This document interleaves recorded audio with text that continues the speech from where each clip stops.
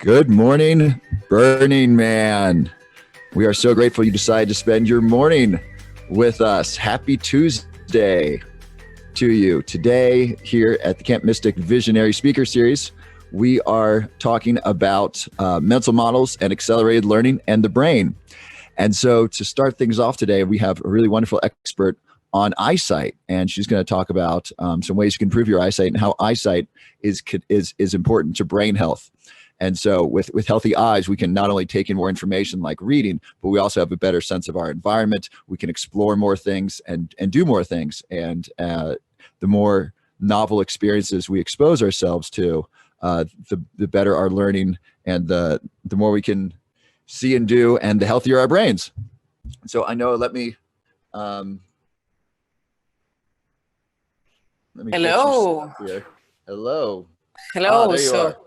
Perfect. How nice that the topic is, I heard a key word, visionary. And I guess when we improve our eyesight and our vision, our outer and inner vision, naturally, that makes us visionaries as well, because lots of people don't even believe it's possible to improve your eyesight without glasses or surgery. And I believe that you also asked me to connect what we're talking about with the brain, and that's and mental models and thinking, and that's one of the things that we can do as well. And thank you, Robert, for inviting me to come here and speak, have the chance to speak. You're so welcome. I just want to make sure that all of our technology is on. I'm recording and I'm streaming. We're streaming into, I think, 4 or 5 different universes of Burning. And then I want to see if I can spotlight you. I know I can. The question is, I want to make sure that the recording records you over me. Well, cannot help you on that one. Shall I? There we go. I'll do speaker Yes. view. Okay, we'll give that a shot. Fabulous. So, this morning we are privileged to have Ainhoa De Federico, who is a true expert in vision and improving eyesight naturally. Ainhoa has helped thousands of people around the world naturally improve their eyesight. I know you speak at least 3 languages. Yes, you speak 5. You speak 5 languages, and then you brought yourself back from almost not being able to see at all to having near perfect vision without glasses or contacts, which is just amazing. And on a personal note, I've been trying to have my father use your stuff to improve his eyesight, because he has glaucoma, and so I've been working with him to help protect his eyesight. So your work has impacted me and my family. So thank you for that. So here is Ainhoa De Federico, a visionary vision expert. Thank you, Robert, and thanks for inviting me. This year I wanted to attend for the first time to the Rio live in-person Burning Man, so I find it's a privilege to be able to speak virtually, and I hope to meet you in person next year. And as Robert said, it's true. I started my life not seeing with one eye, being very nearsighted, myopic with the other eye, and being cross-eyed. And I had the fortune, the chance that my grandfather was a medical doctor, and my parents asked if he would know someone who could help me with my vision. And they advised a professor at the University of Granada, an ophthalmologist. And I was 6 months old. And first she asked, like, why do you bring her to me? She's too little. And when she looked at me, she was like, good that you brought her, because really she has lots of problems, but we can do something about it. And so she advised a process of stimulation that my parents had to do with me, exercises and other things, and using patches and a number of things like the pirate kind of thing. And by the time I was 1 year old, I had perfect vision, perfect eyesight. And I don't have personally aware, conscious memories of this, but I know this story because my parents have told me, like, at every birthday. That's one of their 3 favorite stories to tell at my birthday. So it's one of the building blocks of my identity, that I was born being impaired, having vision problems. And by the time I was 1, I had perfect vision.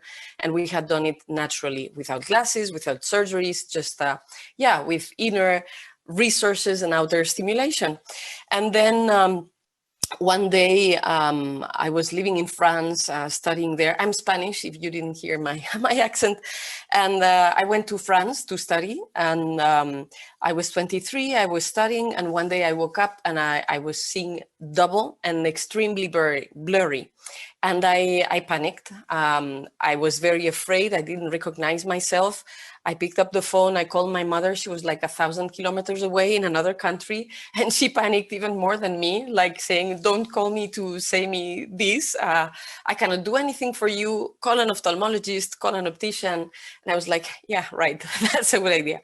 So I called. It was a bit a while ago. So I picked up the yellow pages and I started calling one after another. Well, I was so stressed and in a hurry to go back to my my good vision, my normal, natural, perfect vision, that I went to the first ophthalmologist that had space, which was not a very good idea. You should never go to empty restaurants. If there's empty, there's a reason for that. So I guess it works as well with some other professionals. So yeah, he was not friendly, not welcoming. The space was yeah, stressful itself. He didn't listen to me. He barely looked at me. And when I said, well, yesterday I had perfect vision and today I see blurry and double, what happened? What can I do to go back to my perfect vision? He wasn't interested. He said that I could see the best. Then he wrote down a number of dioptries, of degrees I needed for my glasses. And he said I should buy some. And I was like, but what happened yesterday, the day before yesterday, I saw perfectly. So why do I suddenly have astigmatism and myopia? Why? And silence. He didn't answer to that. So I was angry. I was very frustrated. I didn't resign myself to having lost my precious sight, my precious vision that I acquired being 1 year old with effort and knowing it's possible to have good vision, so to get it back. So coming back home, well, I tore the prescription for lenses and I threw it to the trash. And back home, I called all my friends out of anger and frustration and told them the story. And I was in the middle of processing with my friends when one said, well, why don't you go visit my doctor? He's not an ophthalmologist and I don't promise he'll find the solution. But what I do promise is that he will listen to you, he will examine you, and he will try to understand the cause. I was, okay, I buy. So I went to this second doctor and he listened very carefully. He was very kind, took the time and verified a number of things. And after some time, he said, lady, you have sinusitis. So I had inflammation in the sinuses up and here. And so because the sinuses were inflamed, I'm going to show you an example. If this was my eye, yeah. So he explained to me, because of the sinusitis, okay, so the sinuses are causing tension and they're deforming the eye.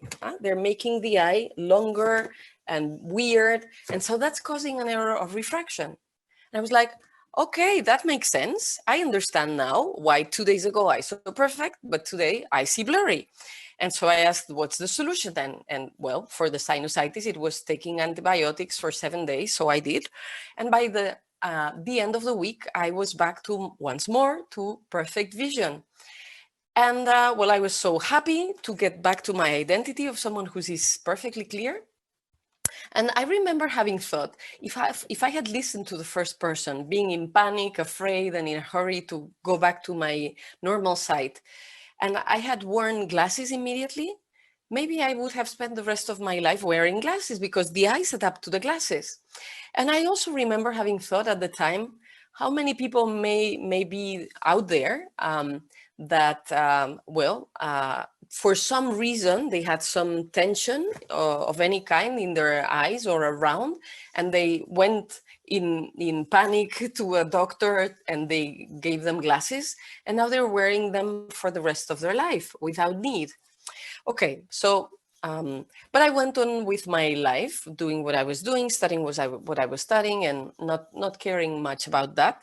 But I had a second experience of being able to go back to my normal natural vision without needing glasses and without needing operation. So the first, it was with exercises, relaxation, working at the physical level. And this time it was working at a chemical level, in this case with antibiotics, but there's other things that you can do at a chemical or nutritional level. Anyway, life goes on, and 10 years later, fast forward, I was already a professor at the university in France, and I was invited as a researcher guest at a Spanish university in Barcelona, and I was reviewing articles for scientific journals, so I had to read many of them. I had printed them in small print so I could go faster. And I noticed that I couldn't see them very clearly anymore. So I had to put them far away. And I was like 30 something. So it was weird to have to do that so young. And when I went in the subway in Barcelona, I couldn't see the names of the stations either. So I was like, third time that I have a problem with my vision, with my eyesight. But now I know it's possible to improve it and to heal it because I've done it twice. And at that time, I was already interested in the body-mind connection and how you can consider symptoms as messengers of your own consciousness, telling you there's something you have to look at and release in your life or your emotions or the way you see the world or you see yourself. And once you do that, the symptom has delivered the message and can go away. So I thought, okay, let's go see an ophthalmologist to have my vision, my eyesight measured for a third time, and then have a name for the diagnosis so I can go and do the inner work to release whatever tension is there and to see clear again, because I know it's possible. And so I went this third time to see a lady, and she told me that I had presbyopia, which felt like aging 20 years at once because I was only 34 or something like that. And well, most people start getting presbyopia after 40 or 50. So I was like, wow, okay. And then she said I had astigmatism again. So I went home with no intention whatsoever to buy any glasses, but to look at my books on relationships between symptoms and stress in your consciousness, etc. So I had a look at what was the inner cause, the emotional tension I had to release. And I told myself, okay, I give myself 2 months to release this, to handle this. If after 2 months I still see blurry, I'll go get glasses. But if I manage well, then it's done. And it worked. I took these 2 months. I had to take some courageous decisions and shift around things in my life. Because, well, astigmatism was telling me I had betrayed my own values and was following a path that was not mine. So I had to look at what I was doing to myself in that and whose project or dream I was following, not following my own, and do some, things thinking about my family and my father and my grandfather and some of that kind of work. And also the presbyopia was telling me that I was finding life boring, that I saw the present and the future more boring and less interesting as the past. And I was 34. I mean, at any age, the present should be or could be or exciting and interesting, and the future as well. And the idea is to make the present and the future, the rest of your life, the best of your life. So it sounded like a too soon death sentence I had imposed myself. Like, how come being at the peak of my career, being in an international scientific journal, recognized at the university, I had 2 prizes for my PhD dissertation, and being at the peak of the success at the university, my soul is telling me, your life is boring. You don't like this life. You are betraying yourself. This is not what you want to do. So I had to consider, I had to have a very authentic and true and deep conversation with myself, and ask myself, well, if this is not your dream, and actually it was my father's, my grandfather's, but it was not mine, so what do you want to do with your life? And then go for it. So I had to recognize that my passion is around holistic healing and therapy and psychotherapy and coaching and personal development and helping myself and other people grow and develop. And I had to rearrange my whole life and my career path and my work. And I moved cities. I had to do lots of courageous choices so that I could go back to clarity in my own life. And this was the time I understood that you can also work at the emotional level with your eyesight, but that your outer eyesight, your outer vision is connected to your inner vision, who you think you are, and how you see the world and how you position yourself in the world. And when you are in clarity and congruency and alignment with who you are, then this, this clarity that you have inside shows again outside. Okay, so this was the third time I did this for myself. And after this third time, I thought, okay, I have found physical, chemical, nutritional, and emotional levels that I can work on myself to improve my vision. Maybe there's more. Maybe there's other levels that are possible. And I have found others that it's possible to improve your vision working at the mental level. Because the main organ of your vision, of your eyesight, are not your eyes, it's your brain. 80% of vision happens in the brain, not in the eyes. The eyes capture light impulses, but then the interpretation, optimization, etc., happens in the brain. For instance, images are on the retina. Okay, I'm going to show you one of my toys. I showed you one already. So how does the process of seeing work? Well, this is an example of an eye, and you can play with it. It has little parts inside. So light bounces on objects, and how the light bounces on objects, some of those bouncing light rays go to this transparent part of the eye, that's the cornea. So, okay, every time, I'm going to open to show you. The cornea is a natural lens, but it's a fixed lens. It doesn't change shapes, or not much. So it has like 40 diopters. And when the light reaches this lens, every time the light changes media, there's some change of angle. There's refraction. So it goes through the cornea. And then we have the iris and the pupil. This is a sphincter. This has muscles around, and it becomes small or big. When there's more light, it becomes small, like the diaphragm in a camera to take pictures or record. And when there's little light, it becomes wider. Well, you've seen them all, because we all have beautiful eyes because of the iris, and the pupil is the black thing inside. And then behind we have the crystalline, which is another natural lens, but this one is flexible, the crystalline. And the crystalline has also muscles around, the ciliary muscles. And when they contract, the crystalline can bulge, and then it becomes like a lens. And when the ciliary muscles relax, then the crystalline becomes flat, and then we don't have the magnifying lens effect anymore, and we can see and focus far objects. Yeah, so this is a focusing mechanism that's very important. And behind this one, there's another one, but this is the one that mainstream ophthalmology considers. Yeah, and behind we have the vitreous humor, which is like a jelly that's transparent. So the light also goes through this, and this jelly is what nourishes the retina. So all of this is made of nervous tissue, photosensitive cells that are part of the nervous system. They cover the retina, and there's a spot here, a little spot here, the fovea, where there's the most abundant amount of cones, which are the most sensitive, photosensitive cells. And so it's with the center of our gaze that we see the clearest. You see, if I put this aligned, this would be what's exactly in front of your pupil. See the little yellow spot? Okay, so that's where you see best. And that's one of the reasons why when there's more light, you see better, or you see best, because then it's the fovea that's most stimulated. And all these photosensitive sensors, they are, so there's other cells that make them connect, and they gather in the nervous, in the optic nerve, and the optic nerve goes and connects with 85% of your brain.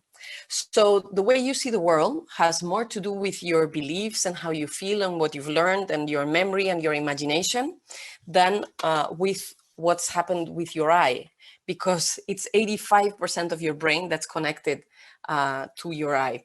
And what I was saying is that the eye works a little bit like a projector and a projector and a screen. When you project something on a screen, the projector makes the projection reverse. Yeah, objects that are outside, they're projected on the retina reverse. And why do we see things upright? Because we have other senses like touch. So we can know touching things that actually the little vertical thing is down because I can touch it. So the brain makes things look as they are because we can triangulate with other senses. And there's lots of other operations in your brain so that you can see what you see. The brain makes Photoshop with what you perceive, like the brain removes excess of non-understandable light that it considers noise. Yeah, so it removes lots of light that your eye actually captures, but that your brain doesn't understand if your brain doesn't have a model to understand the shape it is seeing. So we have learned to see things. We have a whole archives of memories, of images, of beliefs, of rules. And there are rules of shape. There's 13 rules of shape that allow us to perceive according to those rules. So you can also learn to see more and more by enriching the mental models you have about the world and what is possible to be seen. And there's practices that you can have that make you more sensitive to different shades of light, and they open you to other doors of perception of reality. For example, so we can work then at the emotional, at the mental level. We can work at the energetic level as well to improve vision, because as I said, the eye needs light to see. The more light there is, the better you see. But there's different qualities of light. And depending on the light that you offer to your eyes, you're going to see better or worse. And the best light for the eye is sunshine, sunlight. It has all the spectrums of light that the eye needs to be healthy and see. And in particular, red light of the sunset and the red light of the dawn is the best light to stimulate and nourish and protect and train your retina to see better and better. But when you go in the realms of light and energy, we can do exercises, as I said, where you can train your brain to be more sensitive to different shades of light. And you can learn or remember, for example, how to see auras. And when you start doing that, it gives you much more information about reality. Lots of people say, if I don't see it, I don't believe it. But we know that there's lots of things that we do not see and that happen. For example, telephone waves or Wi-Fi waves or radio waves or television waves. They are there. We can see the effects because we can see each other on the screen or listen to ourselves or to others when we speak on the phone, yet we don't see those waves. There's lots of wavelengths that are not considered normal to see, but that you can train yourself to see them. And when you see them, that's what in many traditions it's called the aura. And the auras are not just a woo-woo spiritual thing. They have also been researched scientifically. In Russia, mostly, there's procedures to photograph the auras and the kind of spectrum that you can also learn to see more and more with your own eyes, with photographic procedures since the 1920s with the Kirlian couple, but also in contemporary research, there's in the University of St. Petersburg, there's a colleague that is doing research also on auras and balance and health. And you can also train yourself to see the auras better. But anyway, I want to teach you something more simple about how you can improve your eyesight, your vision, besides speaking about these more unusual aspects, because I probably you would like to know what you can do to take care of your eyes and how to improve your vision. And I would like to give you a few tips so that you can do that. But before I go to those tips, when you explore, when you pay attention to the process of your eyesight and your vision, you realize that you can use your eyes and your vision, the quality of your vision, also as a GPS for yourself in life. What do I mean? I mean that there's places that you will notice that you see more clear when you are there, and places when you are there you see less clear. Or there's activities when you do them you see more clear, and activities when you do them you see less clear. Or people, when you are with them you see more clear, and other people, when you are with those other people you see worse. Or thoughts, when you have those thoughts you see brighter colors, more light, more sharp. And other thoughts, when you have those you see gray, or you see red, or you don't see contrast. Emotions, when you have those emotions, the light, the world is more shiny and beautiful and white and colorful. And other emotions, when you have those, you see gray, and you see worse. And it's important to pay attention to those things, to track those things and bookmark them, because all of that is giving you information about who you are and what you have come here to do, and what's your vision for your life. And the idea is to nourish yourself by being in the places, doing the activities with the people where you see clear, and nourishing the emotions and the thoughts that make you see clear. And when you do that, your eyes become your guides, become your gurus, become your GPS in life. And then you can understand also in more detail, in a more subtle way, this connection between inner and outer vision. So it's amazing and fantastic and impressive to explore all the dimensions of eyesight and vision, inner and outer vision. It's also important to work with a balance between your eyes. Okay, the two I'm showing here are different, but when you stimulate both of your eyes and you make sure that you see as well with one as with the other, and you coordinate the use of them, well, the first effect is that you can see the world in 3 dimensions when both of your eyes are working well and balanced. But also balancing both of your eyes, it balances both of your brain hemispheres, and that makes you more intelligent. It makes that your left and your right hemisphere, they are both equally active and more coordinated through the corpus callosum.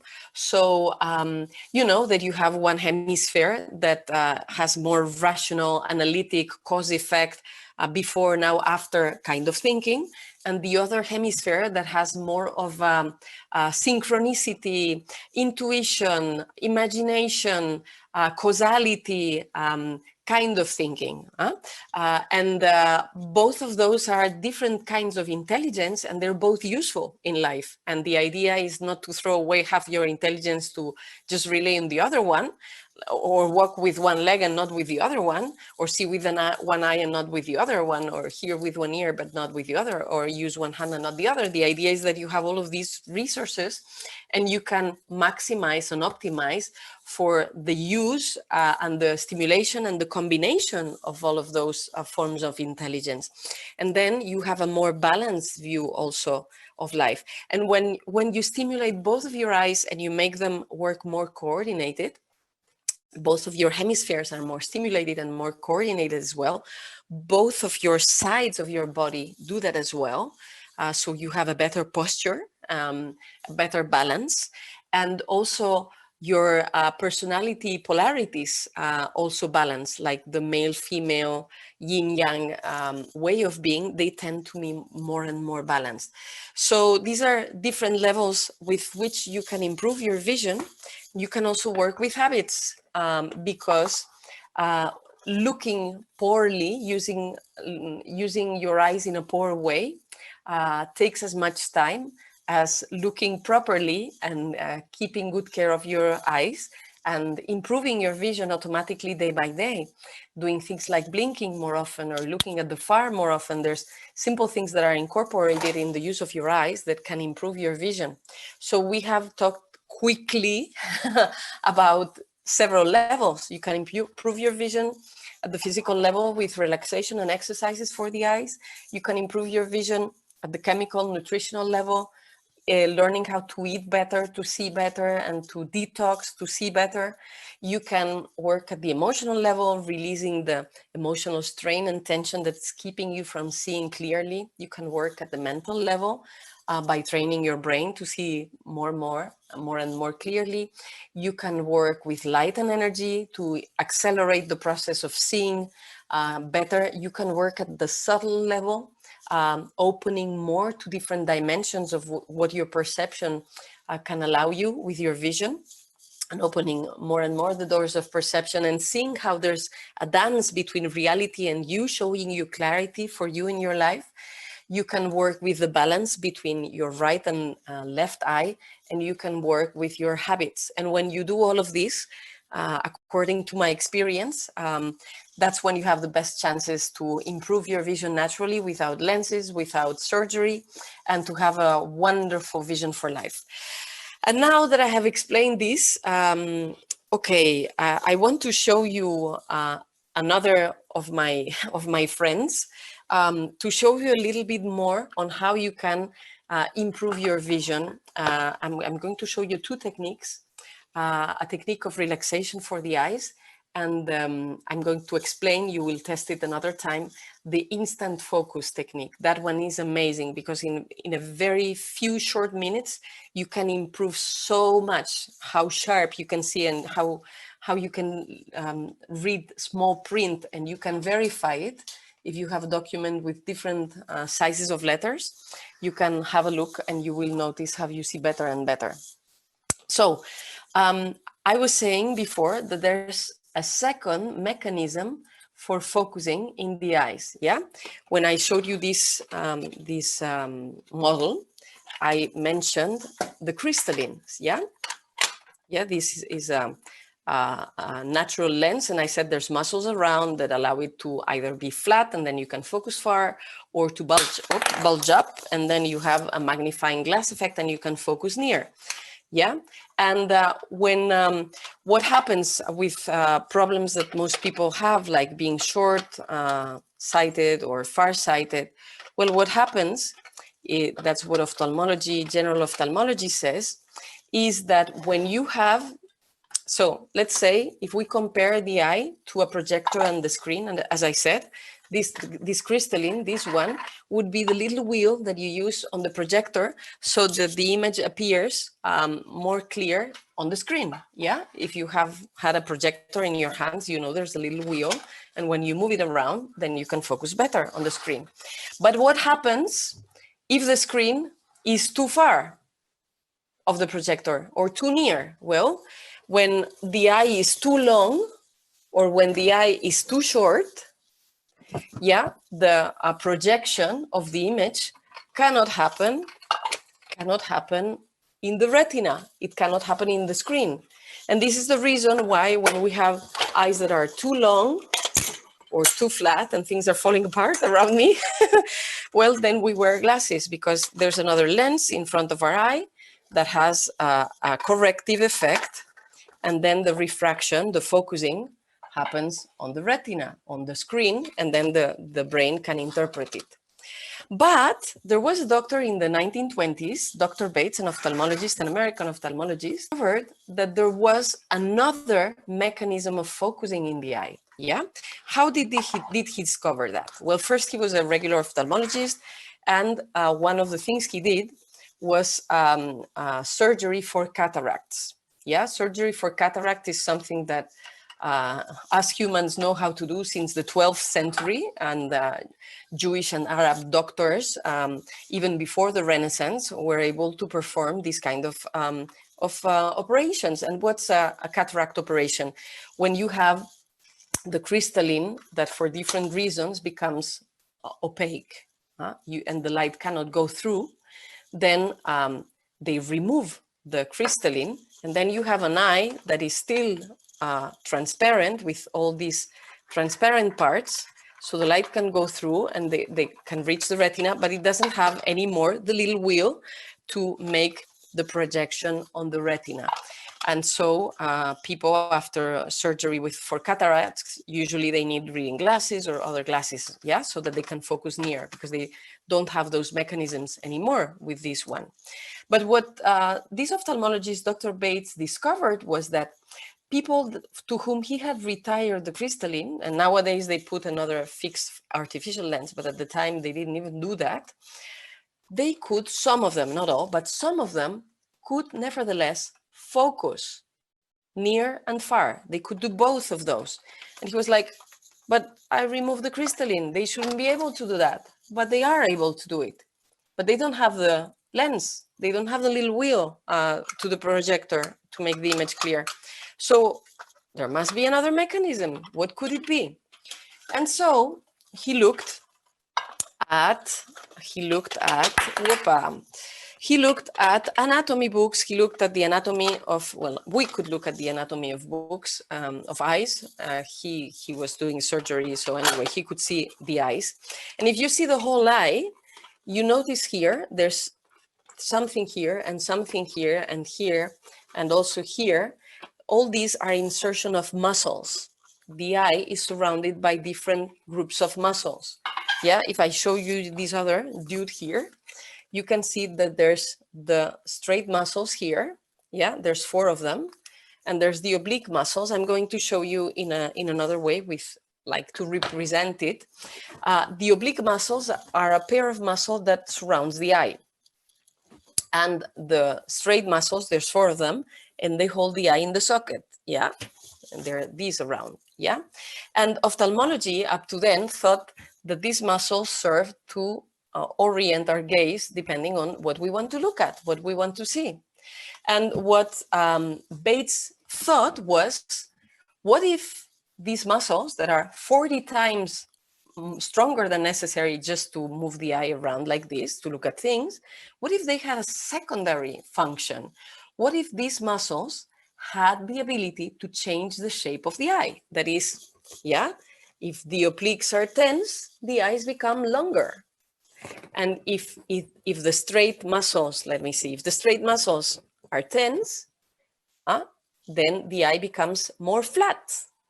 What if this play of the muscles, and we can train muscles, we've been training muscles to learn how to do many things, to play the guitar, to play, to ride a bicycle, to walk, to do many things. What if we could train the muscles consciously, intentionally, so that we can learn how to focus even without a crystalline or with a crystalline, so that we can focus also with these muscles?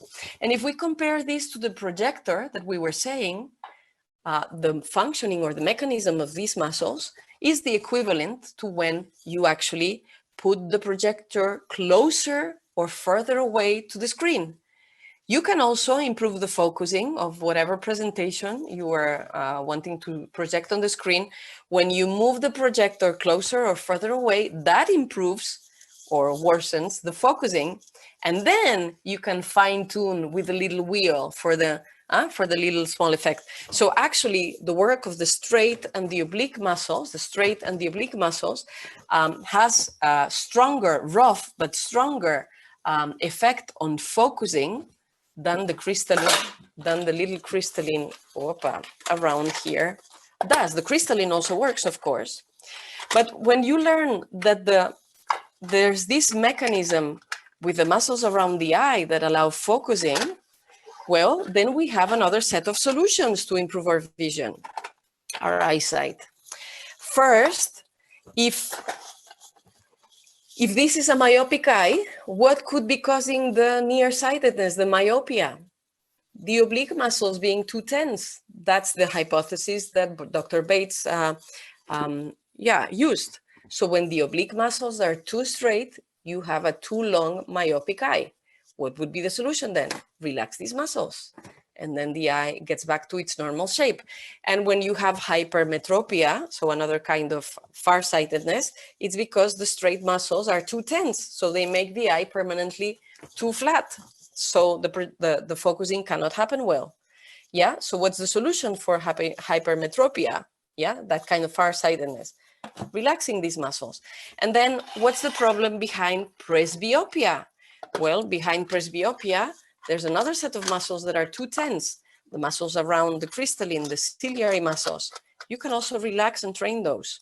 So there's a lot of relaxation and exercises for the eyes that you can do so that you can train your muscles so that you can focus better. And you can train different sets of muscles. You can train the ciliary muscles, you can train the straight muscles, and you can train the oblique muscles, and you can do all of that. You can also train the iris and the pupil to work with light, and that improves your focusing, that improves your vision. But you know what? More important than the exercises is the relaxation. I'm going to show you why. Let's do a little exercise here. I'm going to ask you to tense yourself as much as you can. Let's do it right now. Tense, tense, tense. And when you're tense, try to move. It's impossible to move when there's tension. You cannot move when there's tension. So in order to move these muscles and train them around, first, what you need to do is relax the muscles. Relax the muscles, in this case, the muscles in the eye. So the first thing that you need to do if you want to improve your vision, your eyesight, without glasses or surgery, is to learn how to relax your eyes. And you need to know that your eyes are the first part of your body that becomes tense when there's emotional strain or stress of whatever kind. And it's the last part of your body that relaxes. And the eyes are connected to all the other muscle chains through the fascias, the connective tissue. So if there's tension elsewhere, there's probably tension in your eyes. So you have to relax your whole body, but also specifically your eyes so that you can start seeing better. And you may ask me, but why do the eyes never rest, and why are they the first to become tense? Well, because we react to the world, first of all, with our most important sense of connection with the world. 60% of the people are mostly visual, and 80% to 90% of the relevant information in the world is visual. So that's the first organ to which we react to the world. And if you see any horror film, people, when they're afraid, they have very fixed gaze and with lots of tension. And also when we sleep at night, there's this REM phase of dreaming where the eyes are moving. So the eyes are rarely at rest. So I'm going to teach you one very quick technique that you can apply in a few minutes. Even if you try it, if you experience it for 1 minute or 2, it makes a difference. Ideally, the best would be to practice it 5 to 10 minutes, and especially to do it just before going to bed to sleep. And then the hours that you sleep will be also very good for your eyes. They will rest while you sleep. So if you want to improve your vision while you sleep, your eyesight, it's good to do this technique right before going to sleep. And it's a very simple technique. It's called palming, and Dr. William Bates invented it. So it's good to relax your eyes, your hands, I mean, and make spoon-like shapes with them, and cross your fingers like this or like this, like 90 degrees. And you're going to put your fingers on the third eye, in the forehead, and you're going to use the palms to put them around the eyes themselves, yeah? There's different reasons for that. First, it's comfort, but also you have energy centers in your hands. So when you put them in front of your eyes, that also helps energetically. So there's heat, there's darkness, and there's energy that's going to relax and nourish and stimulate your eyes and make your vision better. So you do this. And if you are in front of a table like me, you can put the shoulders on the table, and then it's more comfortable. Because if you keep them like this, there will be tension in your muscles in your arm, and they will go to your eyes. Also, if your hands are tense or tight, so that's why you relax. And then you make these spoon-like shapes, and you put your elbows on the table, and you make like a little flat space so that you can put your face, and you make sure that your eyes are closed and there's no light going through. And you can imagine black ink that's going in front of your lids. The more you imagine black, the better you will see with your open eyes. And very important to allow yourself to breathe, because if you take this position like this, no relaxation possible for your brain or your eyes if you cannot breathe. Yeah, so you do like this and you can stay for a minute or two, or you can keep listening like this if you want. But I would especially invite you to practice this before going to bed. When you go to bed, you can put your elbows, you can sit on the bed and you can put your elbows. I'm going to show you. I have my bed here. You can put your knees, your elbows on your knees. Let me see if I can show you. So you sit like this. Whoops. You sit like this. You can unbutton your pants so that there's no tension in your belly. And you put your elbows on the knees. You make the relaxed hands. You make a spoon. And you put your face like this and make sure that you are breathing. And now you have a deeper kind of breath because it comes from your belly, and it's a fetus-like posture, and it's your arms and your legs that are taking the weight from the head, so all your back can relax. It's a much more relaxing position. And do you know this statue in Paris by this great sculptor called Rodin, the thinker? So it's kind of the thinker, but doing palming. And when you do this posture, it's the best optimized, relaxing form of palming there is. So I invite you to test that one. And the other exercise, the other technique that I want to show you, well, you can do it if you can go outside to the sun, wherever you are, and yeah, because it requires natural sunlight. This instant focus technique is also called sunning or sunbathing. And what you have to do is that you close your eyes, you look to the sun with your eyes closed, yeah, and you're going to move your head so the rays of the sun are stimulating your retina and relaxing the muscles of the eyes, yeah. And I'm going to show you another variant that's kind of psychedelic. It's very nice and very easy. It's to create an inner kaleidoscope and to see lots of different colors and shapes with your eyes closed. So you look at the sun with your eyes closed and you're moving your head, and then you put your fingers like this and you move them in different ways. And when you do this, no drugs required, but you're going to see a kaleidoscope of colors and shapes in your closed lids. This only works with the sun, and the stronger the sun, the more kaleidoscopic the images that you will see. If you try it at home with artificial light, you're just going to see different shades of gray. But outside with the real sunshine, it's going to be wonderful, amazing, colorful shapes and psychedelic changes. And that proves another thing, that is, the sun is always the most powerful source of light, much brighter than any artificial light we have at home. And if we have the impression that there's light at home, it's because our pupil has the ability to open and let more light in. But we are always going to see much better with the natural sunlight than with any artificial light. So being outdoors and and sunbathing and being in the sun is very good for your vision as well. Anyway, I think there's like 4, 5, 6 minutes left. I told Robert I had about an hour, and I don't know what you do in this kind of things. I will have to leave at the top of the hour because I teach another class. But if there's the possibility for some questions by you, Robert, or comments, or I can give you maybe my email or contact information. I had, let me see. I think I have a URL that I could share with you. And if you, oh, okay, the page is not turned. So I probably have to work something with my system, something for it to work.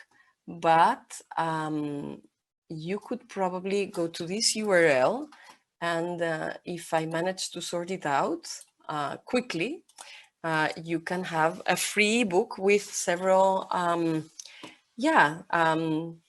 tips that you can do to keep your eyes in good shape naturally and improve your vision. And in any case, make sure that your eyesight is not getting worse.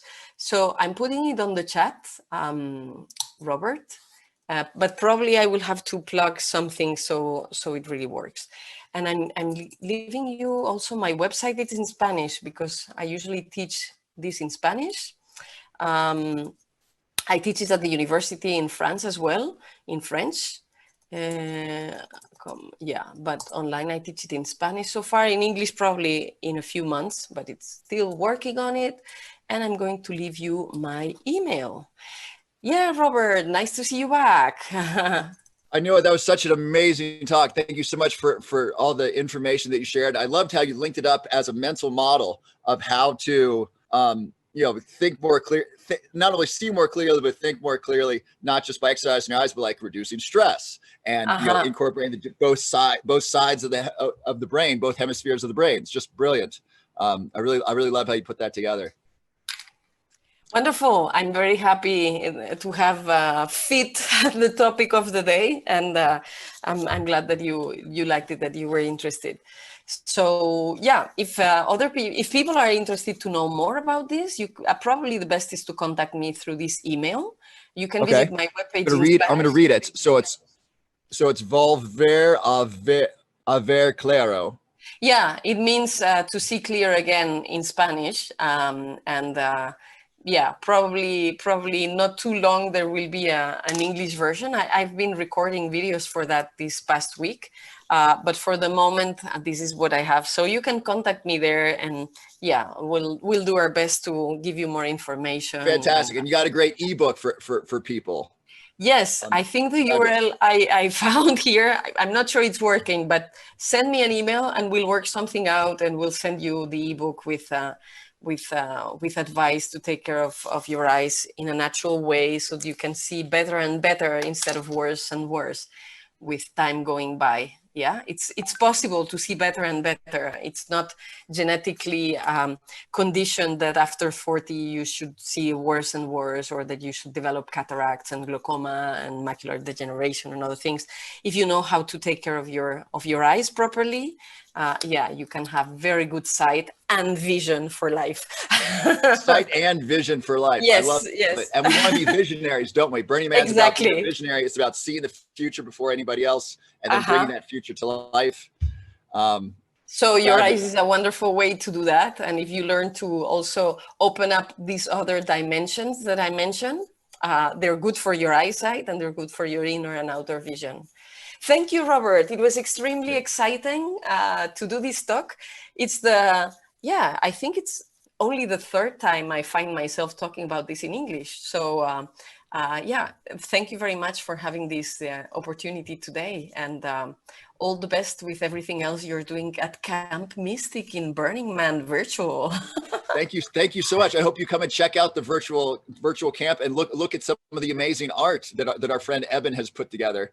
It's really beautiful. It's one of my favorite things to do with my eyes, is to look at the art, amazing art. Look at art like oh, this. It's amazing. It's beautiful. Yeah, very inspiring. Yeah. And so if you want to check that out, that's you can go to infiniteplaya.com or or Mystic Live, Mystic Verse Live. Okay. Infinite Playa. And then you can play around in the virtual Mystic Verse. Wonderful. Did you write it? Okay, in the chat. So I will have a look. Definitely, I will check it out. Thank you so much, and keep having fun. Thank you for this wonderful talk. I know it was really great. Thank you, and see you soon. Talk to you soon. Keep enjoying. I see there's someone else, so I suppose there's something else happening. And all of you keep having fun and developing your mental models and being more and more visionaries and being the best version of yourselves. Thank you so much. I know. Happy burn. Bye. Bye.